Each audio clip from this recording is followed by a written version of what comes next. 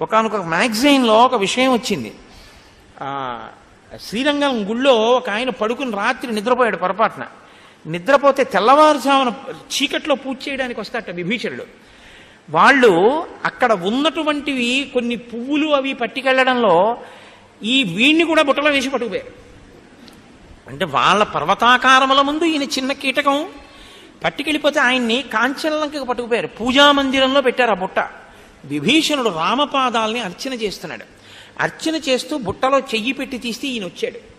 హడిలిపోయి కాళ్ళ మీద పడి ఆ ఆకారాన్ని చూసి అదిరిపోయి ఏడ్చాడు. పొరపాటున వచ్చావు కాబట్టి నిన్ను విడిచిపెడుతున్నానని మళ్ళీ రాక్షసులకిచ్చి శ్రీరంగంలో దింపేశారని అతను తన అనుభవాన్ని వివరించినటువంటి గాథ పడిందోసారి ఒక మ్యాగజైన్లో.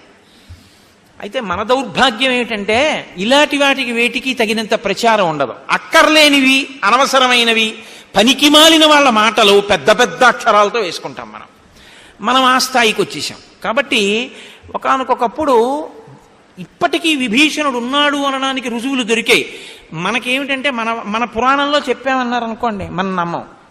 అమెరికా వాడి శాటిలైట్కి ద్వారక దొరికిందని ఫోటో చూపించాడు అనుకోండి, మనం నమ్ముతాం. మన దరిద్రం ఏమిటంటే ప్రపంచానికి చెప్పిన దేశం ఇది అని మనకి నమ్మకం లేదు. అమెరికా వాడు చెప్తే మనం నమ్ముతాం. ఇప్పుడు మనకి మన వారధి మీద నమ్మకం ఉండదు. ఎవడో చెప్పాడు అనుకోండి, మనం నమ్ముతాం. అవును, ఆ సేతు మనం కట్టిందే అని నమ్ముతాం. ఆ స్థితికి మనం ఇవాళ జారిపోయాం.